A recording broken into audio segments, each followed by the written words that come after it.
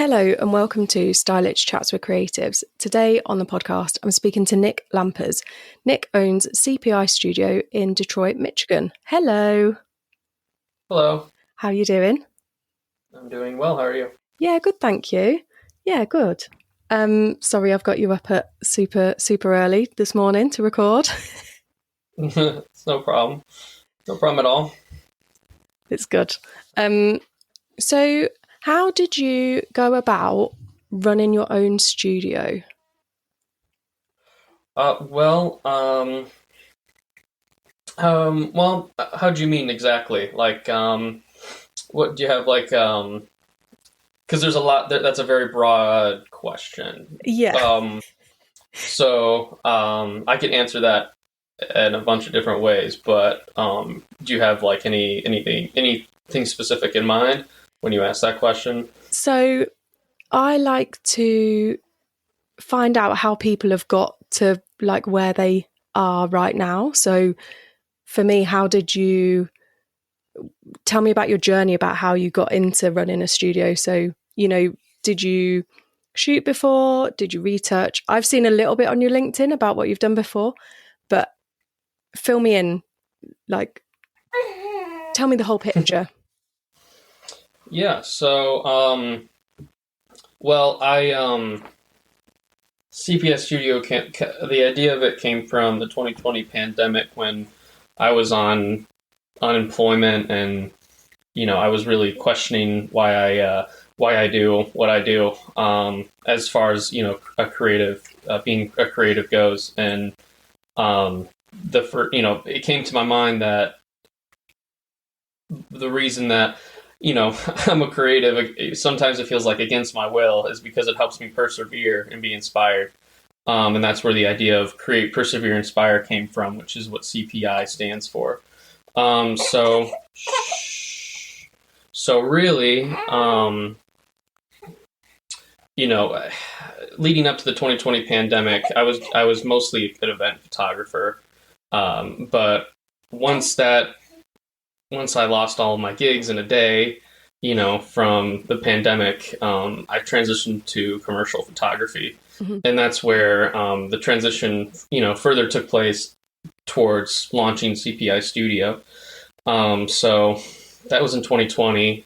We just launched about 3 months ago. And we have, I like to call them collaborators. I don't like to call them freelancers, because the way that I want to work the business, I want it to be a collaborative environment, and I really want to have a high emphasis on relationships and, genuine relationships. And I don't want anything that we do I don't want it to feel transactional. Yeah.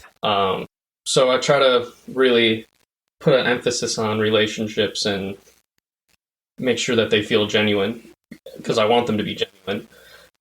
So fast forwarding now, we just launched a couple months ago. Right now I'm in the stages of, I'm doing a lot of lead generation, and I'm doing more marketing than creativity, which, doesn't feel very good, because I want creativity, but it's been really interesting connecting with a lot of different freelancers, and across really the world. I've talked to a couple people in Paris and in London, and I talked to someone in Buenos Aires, and so it's really interesting. It's really fun. It's the most rewarding part of it so far right now has been meeting different people, that we all kind of have a common interest in, which is, creating beautiful imagery, whether they're, a 3D artist or a retoucher or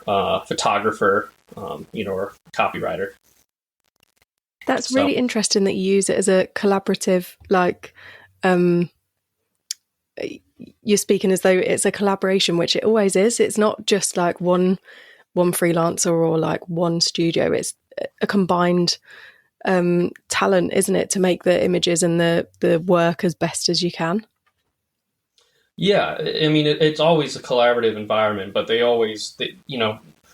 I feel like when I say if I said like, my freelancers or my employees, to me that sounds possessive, and I don't want to. I don't want to. I mean, I'm sure it doesn't matter, but little things like that, I feel like they kind of do matter because um, I just don't want. I don't want to sound possessive of anybody's talent. When they're working with me, I want it. I want the playing field to be level. I want I don't want someone working for me. I want someone working with me. Um, so that's kind of the mindset that I really want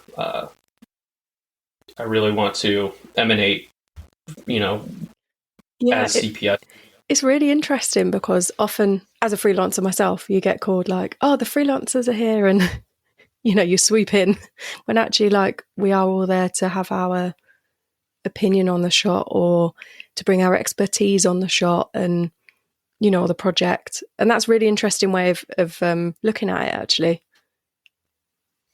Yeah, and it's funny because a lot of when I was talking with collaborators, I they were a lot of them were expecting like an interview, or a transactional conversation.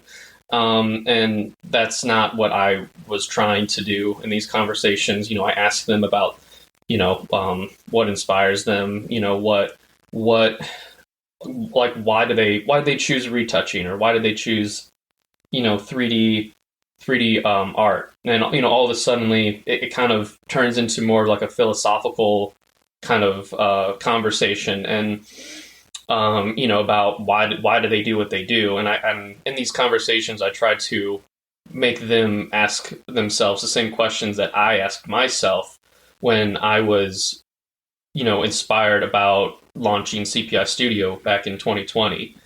And a lot of those questions are kind of existential. At least the questions that I had about myself. And from answering those questions, I got really inspired to move forward through an awful time in my life in 2020. So that feeling of inspiration is what I want everyone to feel when they're working with us, to any capacity, whether if they're a collaborator or a client. So Yeah, it's really interesting, and I think much like yourself, I think a lot of people had a bad time in COVID as well, like yeah, during the pandemic, and like you say, a lot of people lost their jobs, and work isn't the same as what it was prior. And I'm sure you've definitely found that because you've set up a different studio, and it's figuring it out again, because as creatives we're the great problem solvers, aren't we, between work and trying to balance stuff and balance life and balance a business, and it's difficult. So I'm pleased that you've managed to come out the other side of it and do something like positive out of it, and find that you're collaborating with lots of different people. That's really cool. yeah. No, I appreciate that. No, it was, yeah. I mean, like many others. Yeah, it was just an awful time. But I mean, got to keep going forward somehow. Yeah, that's it. That's it. So how did you get into photography? Is it something that you liked as a kid, or is it something that you picked up in college, in school? Yeah, so photography is something I despised as a kid. It was boring to me, so I didn't really like it. The reason that I knew that I despised it was because my grandfather was a photographer and my dad was a photographer, but they were both hobbyists. But um, just I guess the type of photography that my dad would shoot, it just never really interested me. Mhm. And I didn't really, as a child, I didn't know that there was anything other than what I was exposed to. So I didn't like the type of style that my dad would shoot. So I just didn't like it. I didn't like photography, because that's all I had been exposed to. But fast forward to when I was about 18. I graduated high school, and I had been expressing some interest in photography at that time, because I was kind of rediscovering it, and it's just something that I liked as far as what you could do with photography. The types of photographers I was being exposed to, or kind of like self-discovering at that time, were Ansel Adams. Mhm. And to this day, he's my most favorite photographer of all time. But you know, I was really discovering that I liked landscape photography, and I loved exploring. I loved to travel, so that kind of went hand in hand with landscape. So my dad bought me a camera for my graduation gift from high school. It was a Canon Rebel T3i, and it was just a basic kit. I think it was like maybe $300 at the time. Now it's probably like $20. Um, but yeah, and I was a hobbyist for probably the next 3 years before I switched my major to photography in college. And I it was a that I'm thinking at a million miles a minute. That was a really awesome experience through college. Because the program that I went through in college was film based. So I got to work in dark rooms, and I learned how to, print silver gelatin prints, and I really learned the same kind of processes that photographers like Ansel Adams, practiced every day. So that was really fun and interesting because um, this was 10 years ago, so this was before film is what it is now. Mm. This was before film was cool, Yeah. before it was trendy. I mean, a pro pack of Portra 400 was $30. Now it's $70. Oh, bloody hell.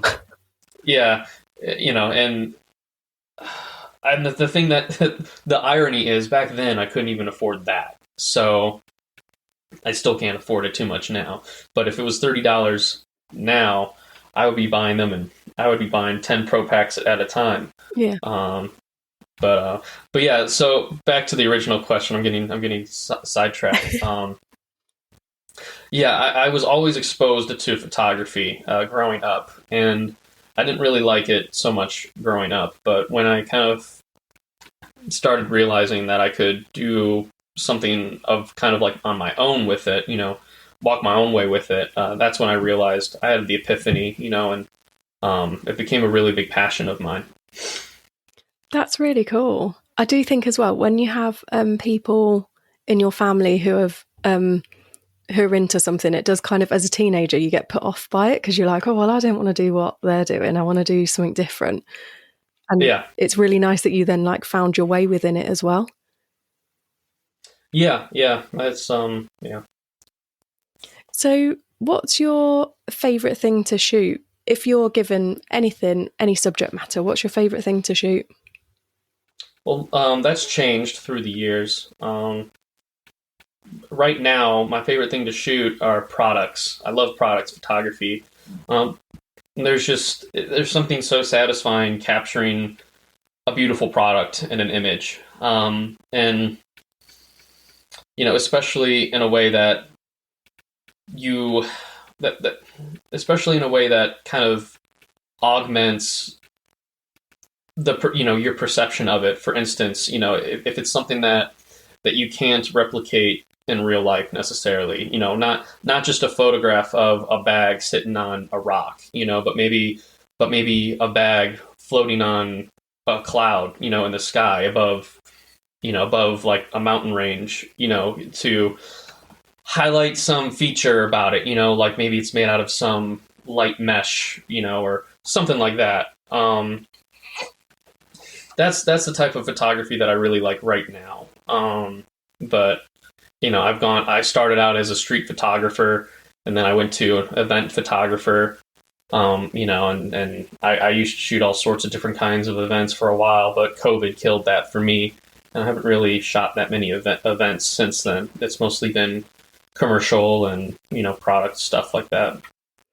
Yeah, it's I was talking to an architect photographer a couple of weeks back, and he said how weird it is that now all the buildings, the office buildings he's shooting and stuff are so dead. He can get in any time of the week to go and shoot because COVID killed the office, people going into the office as much.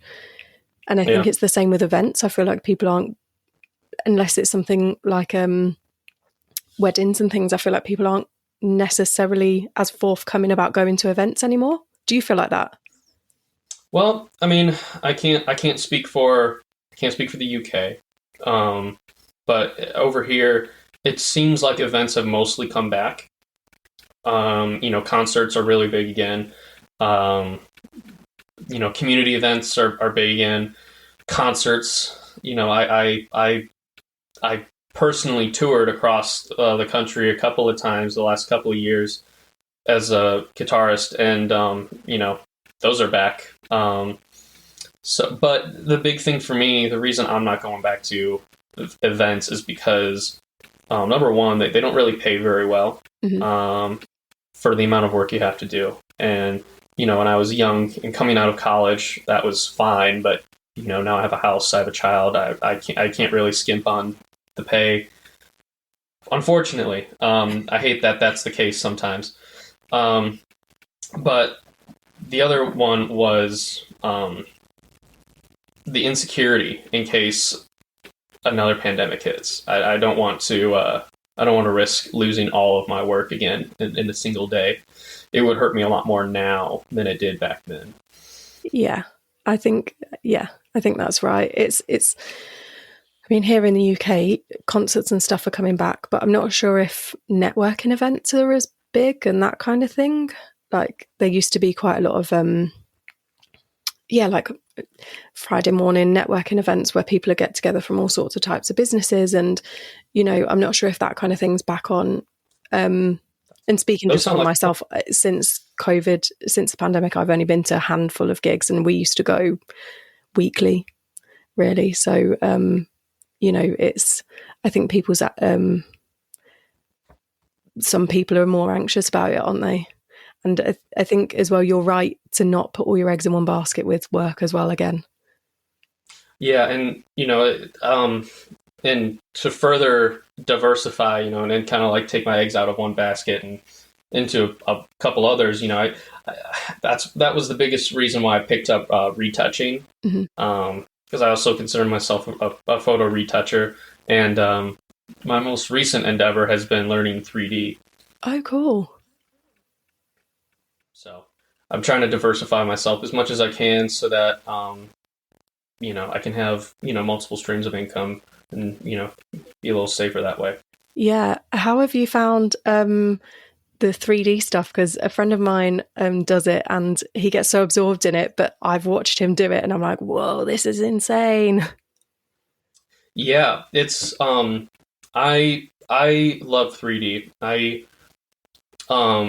I see in probably maybe 3 years' time, I see myself putting down my camera professionally and picking up 3D professionally. It's just 3D breaks down all the barriers that you have as a photographer. Because as a photographer, location is an issue, props are an issue, budget is an issue. And with 3D, location doesn't matter because you can model a whole cityscape in 3D. And props don't matter because, a client can say, hey, I want this, and that as, I want these as props, but they're all sold out everywhere and I can't find them. Well, with 3D, it doesn't matter because you can just model them. And when you model them, you can put any kind of material on them. You can make them any size. You can put them anywhere in the composition. It breaks down all the barriers. And for me, I don't have my own personal studio space yet. But with 3D, I can model a studio, and I can just photograph someone on gray paper, and I know how to retouch. I know how to composite them into a composition. So I'll just photograph them on a gray background and composite them into the 3D environment. And if it's done right, when I get good enough at it, it'll look photorealistic, and you won't be able to necessarily tell that it's a CG environment that they're in. That's so clever. Like, I really admire it because I'm so rubbish with tech, as you discovered this morning. And I think it's like, it just amazes me because I'm so like physical with my hands, and my job's very much, I've got to be on set and I've got to be on there tweaking stuff. And yet you can do it all on a computer. That's insane. It's amazing. I mean, and sometimes like it's almost too good to be true, because I've noticed that I have a harder time working in 3D sometimes because there's no limitations, and it's hard to figure out the direction you want to go sometimes, and because I'm so used to having these limitations working in a studio. We only have so much time. We only have so much to work with. So it gives you parameters to work within, and that gives you a direction to then move forward. Yeah. But with 3D, none of that necessarily exists because you can do anything. So Yeah. it's sometimes it's too much of a good thing, but that's something that I'm practicing and I'm learning to work through. Yeah, and that's funny you should say that, actually, because all studios have got these parameters, or it's like your brief is you've got to stick to a certain line, and you can't necessarily be as creative as you want to be because the client maybe won't like it or what have you. So that's really interesting that you're almost wild and free in your 3D world, and then you've got to try and rein it in a little bit. Yeah, and granted, a lot of most of the stuff that I've done so far has been personal projects. So once I start pulling in client work as a 3D artist, I'm sure those parameters will be set, and it'll be easier to work. But yeah, for now, it is what it is. Yeah. Hopefully, I can get some 3D clients soon. That's a goal of mine for this year. Yeah, that's a good goal.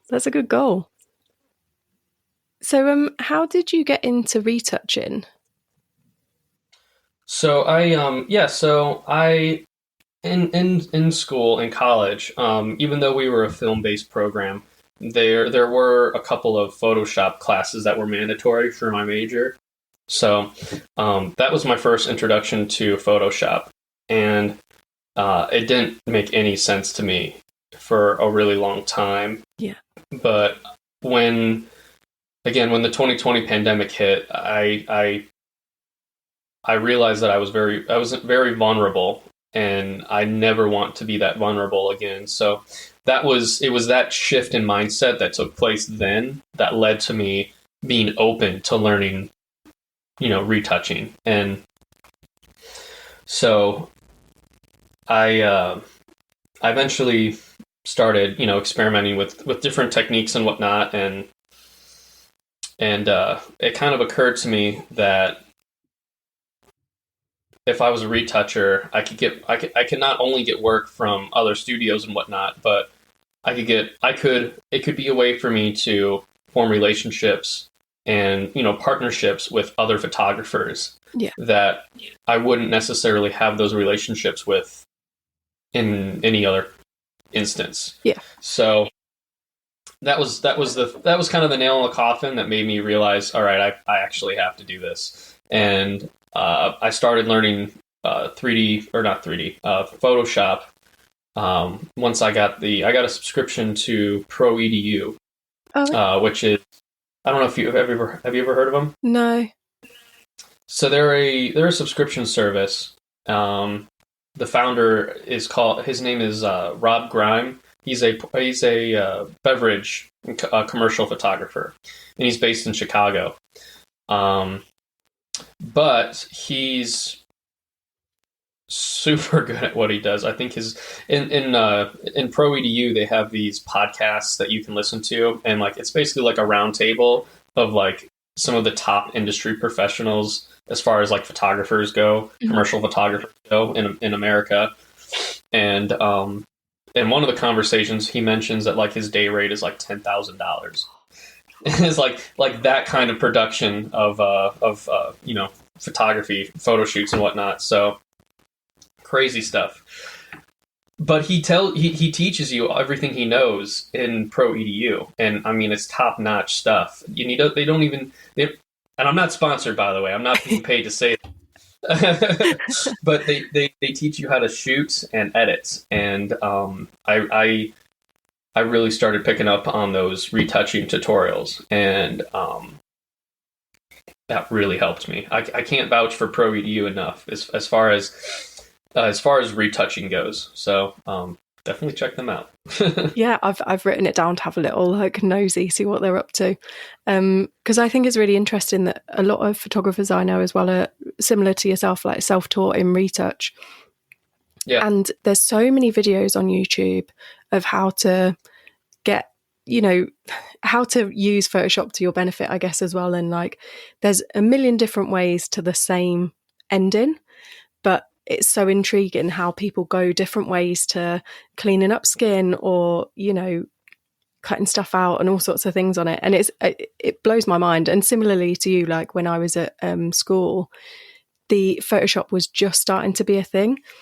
And I remember I must have been 13, 14 maybe. And they were like, right, today we're going to use Photoshop. And it frustrated the living shit out of me because I just didn't understand it. It frustrated me too. Yeah. It's and I think it's because it's got so many layers to it and so many different ways of getting to one. There's not just one fixed route of this is how you do this. You can do it, a zillion different ways. I think that's what frustrated me. Yeah, and it's funny that you say that because that was my big source of frustration too. And at the time, but when I came back to it, the way, like the fact that you could do the same thing in so many different ways fascinated me. And I realized that there's varying underlining principles of those techniques, and if you can break down those principles, you can apply those principles to other techniques, and then all of a sudden it makes sense. Because at its core, all that Photoshop are adjustments and layers. That's it. Just two things. And if you can understand the adjustments and, why, like how to adjust or what the color channels mean, and why they're different contrasts for the blue, red, and green channel. Or if you can understand like those principles and the layering of them, then you can understand how to blend them. You can understand how to apply something, to a certain part of the image to get this effect. I mean, it all makes sense. And that was the epiphany I had. And honestly, I think a lot of those principles, go back to film. It goes back to film. And even dodging and burning, that's a making something brighter or something darker there. That's a darkroom term, dodging and burning.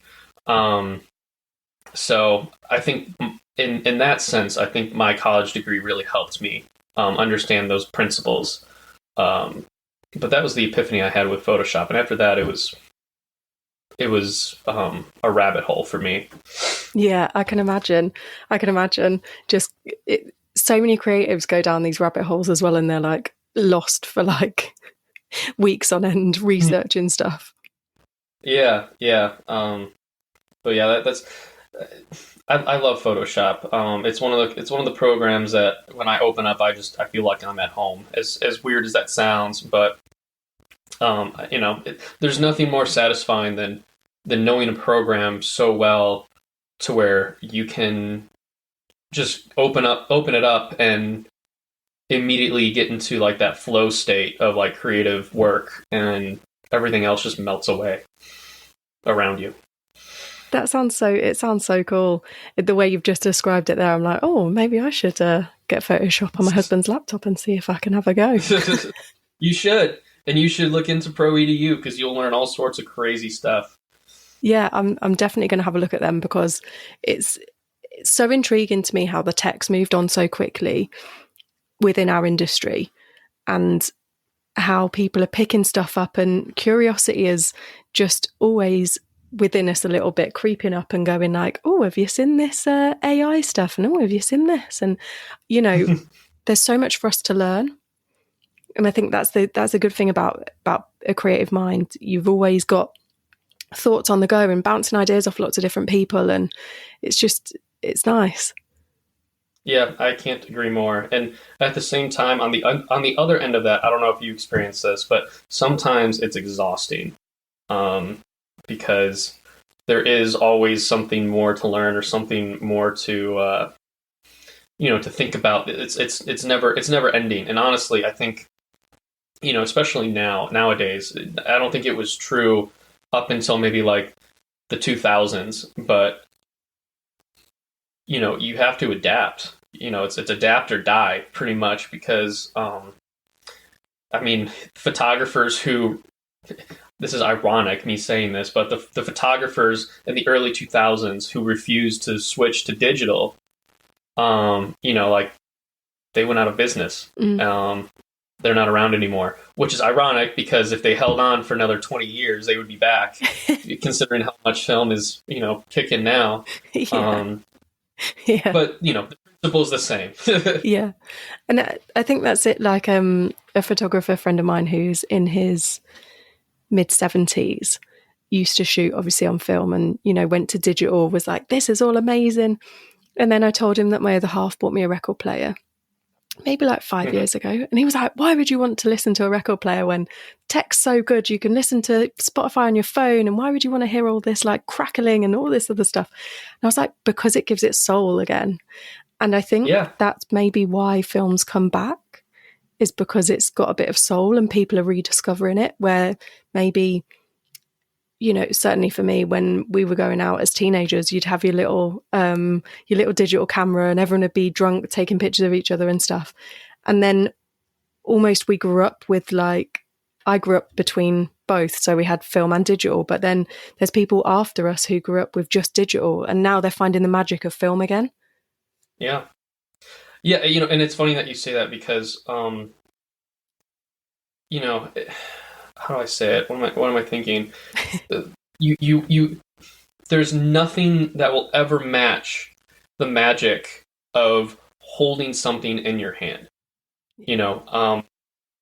Digital is great, but holding a negative in my hand or looking at an original Ansel Adams print that was printed by his hand and printed off of the negative that was in the camera when that shot was being made, there's nothing that matches that, because there's just that added sense of connection because you're looking at something that was there when it was created. Yeah. And with digital, you don't get that. You just don't. You get, megapixels are great.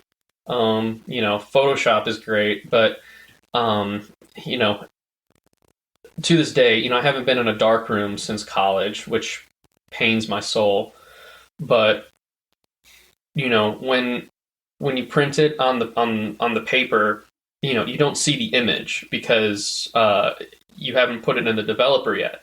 So you print it on the silver gelatin paper and you put it in the developer and then you start agitating it, and you see this beautiful image just slowly appearing out of nowhere. And there's just nothing like it. Film will always have a special place to me, and I think that special place is similar to everyone else who works with film. And that's why it's coming back, because, and not only that, but have you ever seen a color printed from film? Yeah. It's beautiful. The colors can't be duplicated from any printer. And the reason for that, is because it's film and there's no math involved in the interpretation of the colors. It's from a negative. A negative catches what's in front of it, but a digital camera interprets what's in front of it through, like algorithms and, parameters that are set. But a negative doesn't have any parameters. It just catches what's in front of it. And that's why it's just so much more beautiful, because the colors are just so unmatched. Yeah, I remember all the So when we were kids, we had like film cameras, and my mum actually had a film SLR as well. But one of us kids pulled it off the table when we were little, like about 2. She's still devastated to this day, like 30 odd years later. And I remember us taking film like on holiday or, you know, and taking pictures, and then the anticipation of waiting for your pictures to come back from the pharmacy or, you know, wherever they were coming from. And we didn't really know like the darkroom process or anything, but just handling those pictures and being immediately transported back to your holiday and being like, oh yeah, do you remember this bit? And just all the memories soaked into them. I just think pictures are really, I really love taking pictures, and I really love handling pictures. And I've got, as I'm sat here chatting to you, I've got pictures of my wedding and like our honeymoon and stuff all around, and just having the physical image and seeing it for all its beauty and being transported back to that moment. There was something special about that when like back in the 90s. Yeah. No, there is something special about it, and I'm really happy that it's coming back, and I'm really happy that people are seeing the value in it. Yeah, me too. I've noticed. I downloaded Threads, the Instagram Twitter thing. Oh yeah. And I just got hit with so many film photographers, and the pictures. These, I think a lot of them are American, and the pictures they're coming out with are absolutely stunning. And they're just so beautiful, so atmospheric, you know, all landscape stuff. And it's just insane. Yeah. And I something just came across my mind that I forgot to mention earlier about film and why I love it so much is that you, like, for instance, I shoot with a Hasselblad, and I love that camera. I'll probably be buried with it, but but you know, I only have 12 shots to a roll, so I have to really contemplate those shots that I take. And the reason I bring this up is because, you know, you were mentioning how beautiful those photos were on Threads, and if you said they were shot on film, yeah, the photographer who shot those images probably contemplated, you know, a lot longer than they would have if they were shooting digital, but they were shooting film, and they had to contemplate, well, I only have 10 shots, so I only have 3 shots left. You know, is this a shot that I want to take? And if it is, how am I going to compose it? And, you know, it forces you to slow down and think about what you're creating more. And it forces you to be more deliberate. And I think when we're deliberate, you know, there's always a balance, right? If you're too deliberate, you know, if you think about it too long, then it hurts your creativity. Yeah. But if you have a balance, you know, and you're right, then you can create better work, in my opinion, than if you just, you know, shoot 100 images without even thinking about it, without any consideration. Yeah, I think you're right there as well. I think the considerations there, you've got to line up your composition of your image. Really, you're right.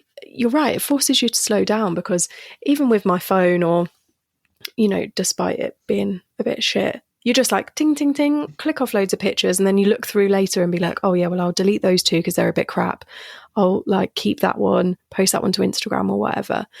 Whereas when it was film, there was a couple of like shots, you know, being kids, there's a couple of shots where it's just of the floor or whatever. But most of the time you had to like make people stand for a couple of minutes and like wait for the picture. And, you know, there was a lot more consideration. I think you're right there.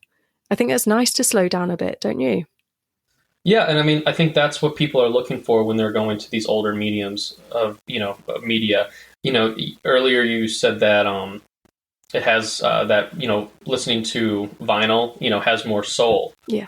And the reason it has more soul is because you have to like be careful with how you open it, and you have to, you know, you're holding this in your hand in front of you, you know, and you have to make sure you don't scratch it, and you have to, you know, put it in a record player. And there's a process, you know, it's like people who enjoy making their own coffee, you know, versus going to Starbucks, you know. Well, Starbucks is great. I have Starbucks right now, but I like making my own coffee too, because you have to put effort into it. Yeah. It's more satisfying to drink sometimes. Yeah.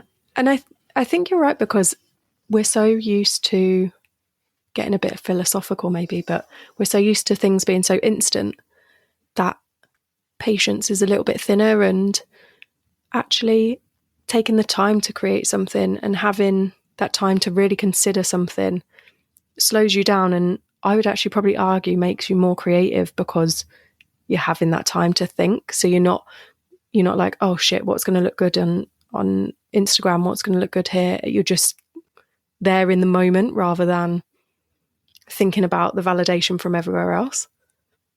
I love that you said that because I completely agree. And not to get too philosophical myself, but I think the world is going by so fast with all of this technology that sometimes we almost forget about our own existence because we're not thinking we're not thinking in terms of the present moment. We're thinking in terms of the future or the past, where, in my opinion, really the only thing that's real is the present. And we spend so much time disregarding it because of all of this technology. We get instant gratification, and we're always, I'm speaking in general terms, but we're always thinking about where we can get our next fix, and that's taking us away from the present moment, which is right now. And when we're shooting film, when we're handling things that are in front of us, that forces us into the present moment, and it brings me peace personally, and that's what sometimes it's what I need. Yeah, I think you're right, and I think that's what sometimes all of us need, despite being creatives or not. In a way, we're probably, well, I know I'm probably addicted to my phone. You're addicted to seeing what's going on around the world when actually what's happening right in front of you still matters as well. And I think you're right. Being forced to slow down isn't necessarily a bad thing. I don't think it's ever a bad thing. Yeah, I agree. It's not at all. I went to a life drawing class probably a couple of months ago now, and I keep trying to go back, but work gets in the way. And it was so nice to just be in that present moment and listen to what the artist in charge was saying, and just being like, right, now we're going to draw for like 5 minutes, now we're going to draw for like half an hour, this pose is being held for this long, and just to be in that present moment and creatively just go a bit wild was so nice and so peaceful. Yeah, it's a beautiful thing, and it's different for everyone, but the medium is different for everyone, that they prefer, but it's the principle is the same. And I think that's where, at least for me, whenever I find myself feeling like I need to search for something, or I need to whenever I find myself feeling, dissatisfied, or longing for something, more, I guess, spiritual in a sense, as far as creativity goes, the world almost lies to you as far as where to find that satisfaction. And when I say the world, I mean, like social media mostly, because that's what we're exposed to every day. And whether we realize it or not, but you don't need to look anywhere else other than in the present moment. And, everything will, I feel like, and again, I'm getting really philosophical now, so I apologize. This is my opinion, Yeah. But I just, I went through a lot of times where I was looking for the next thing, or feeling like I was just dissatisfied all the time, and the reason was because I was, like we were talking about, I was looking outside of the present moment. Yeah. And once I really honed in on that, and I had that epiphany, my creativity and just general happiness has gone up. And I I feel myself slipping away every time I get back onto social media again, because again, it just lies to you, and it's something that I feel like a lot of creatives go through, and it's something that a lot of us need to maintain. Yeah. It's something you need to maintain. Yeah. It's so hard because we're probably similar in the sense that if you're not on social media, people forget who you are and then you don't get any work. And if you're on it too much, you're forgetting about the work that you're doing. Yeah, yeah. So, again, it just all comes back to a balance. Yeah, yeah, massively. And I said to my other half, literally last night, I had to send off a big proposal for a company. And I said to him, I was like, Shah from 10 years ago would be ecstatic with where I am right now. So I need to think about how I feel right now in this moment because it's a cause to celebrate, even if the company doesn't go with my proposal or they go with part of it or what have you. I was like, how cool that I've got to this point. And I think sometimes you have to remember that where you are right now, you 5 years ago, a year ago, really wanted to be where you are right now. So you kind of have to cherish the moments that you're in. Yeah, 100%. And I'm happy that you said that too, because I'm proud of where I am right now. But I when we hold ourselves to a higher standard, it's a good thing. We need to hold ourselves to a high standard. But when you hold yourself to such a high standard that, it takes away from your present moment, Mm-hmm. it's not fair to you when you do that. It's not fair when, you say, man, I really should be here right now. I don't know why. And, or, I should be working with, this client, but they chose someone else, and then, you start feeling bad about it. You know, you're lying to yourself when you do that because, again, like you said, look at where you've come from. And, I found myself doing that a lot earlier this year. And, you know, I had to think about it and I realized, I have a house, I have a child on the way. I'm a full-time photographer. I'm not getting the type of work that I want, but I'm still a full-time photographer. 5 years ago, I was in a two-bedroom apartment. I was living paycheck to paycheck. Mm-hmm. I mean, like it was a really hard time, and I'm doing better now. And you have to remind yourself. I had to remind myself of where I've come from, and I'm literally living the dream Yeah. compared to what I wanted 5 years ago. I've achieved everything I wanted, and more. And again, we lie to ourselves when we take ourselves away from that gratitude. Whether we do it deliberately or not. Most of us, I feel like, don't do it intentionally, but yeah, I mean, it all comes back to, again, not being in the present moment and not lying to yourself. Yeah.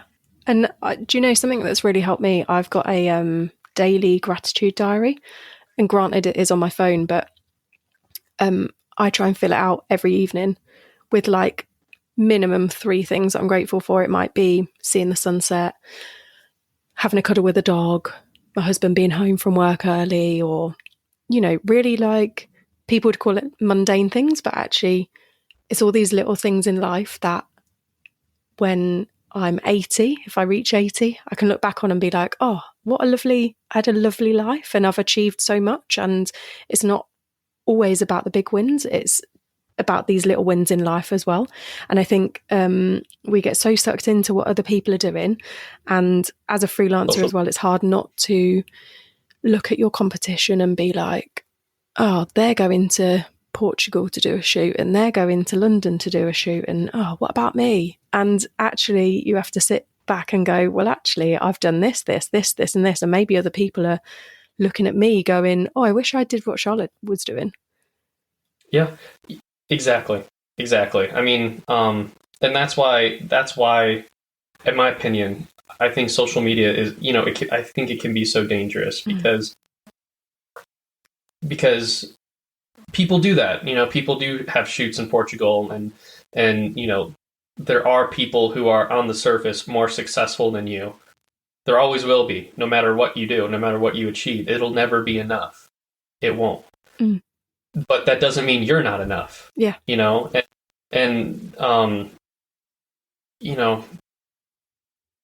the best things in life are the mundane. And people don't realize that, or either that or they don't accept it because, these other things in life have convinced them that they need to go party in Italy or have a shoot in Portugal to be happy, when they just need to, again, look inward. And granted, disclaimer, I'm speaking off of my experience. Yeah. Everyone's journey to happiness is different. This is my experience. But I needed to look inward, and that's where I found my happiness and my peace. Yeah, and I think I agree with you. That's where I find mine as well. More often than not, I find when I put my phone away, or me and my other half go for a walk and we leave the phones at home, I have like the best experiences because I'm fully immersed in what we're doing. Yeah. And just taken away from these points of jealousy, I guess, as well at points.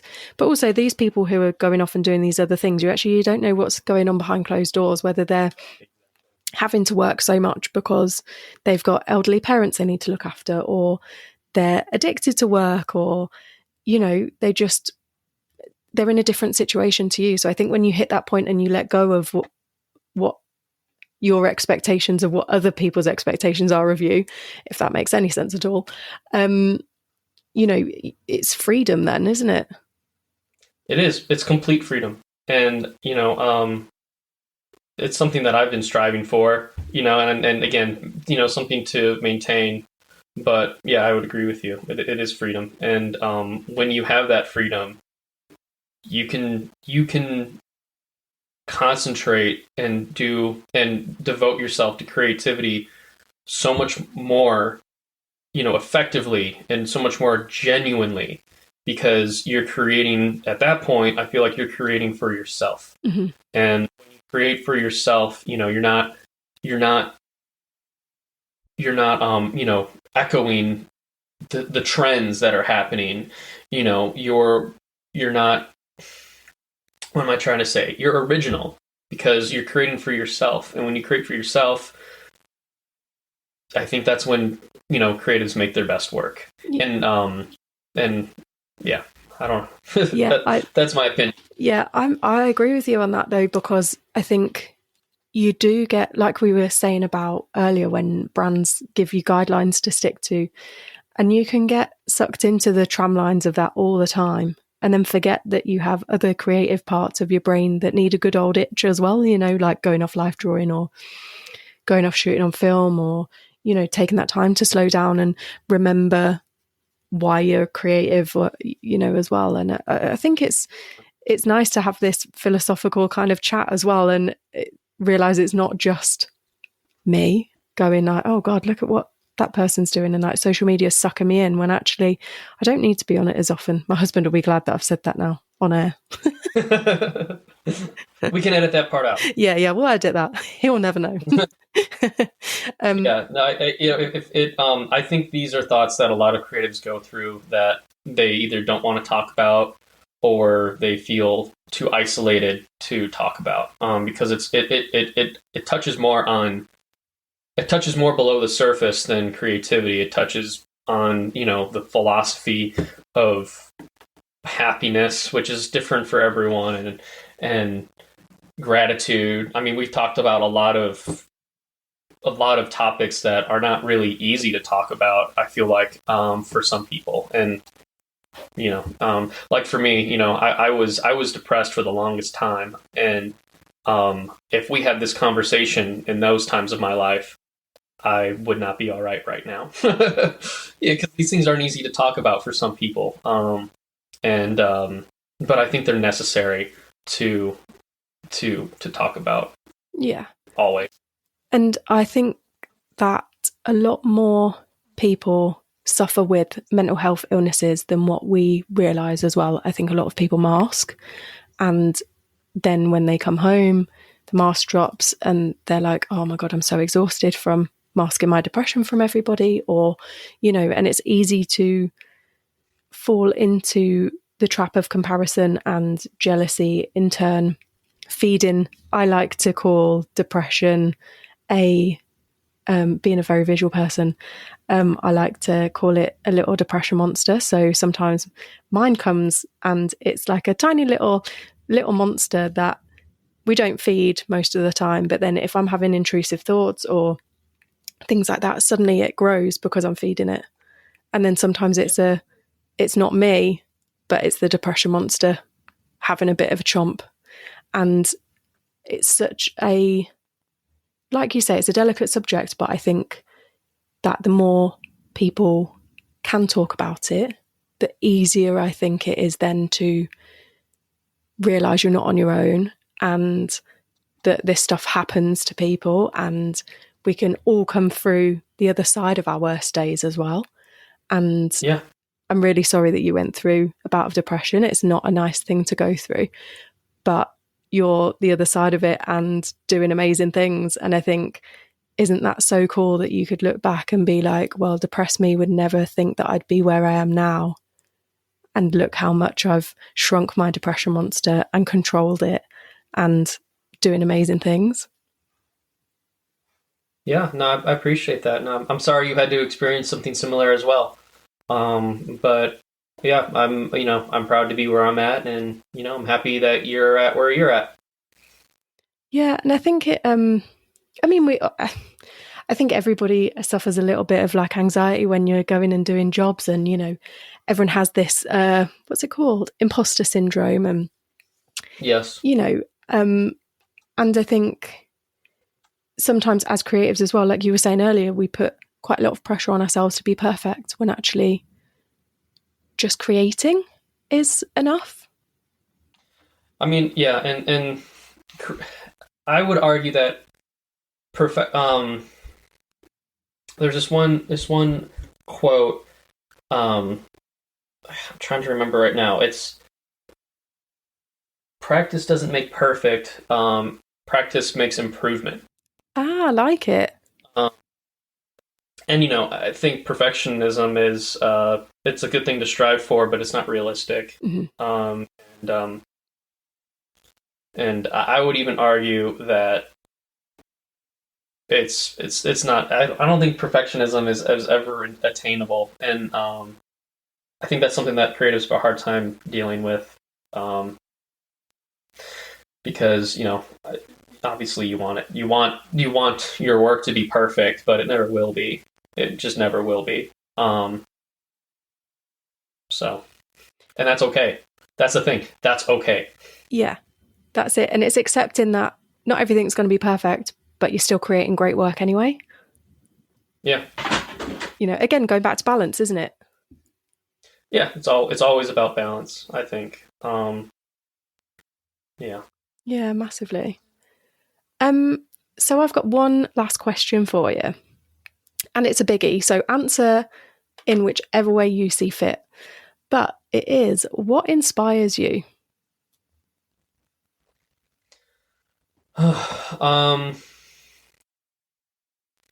What inspires me? I want to what inspires me is inspiring other people. I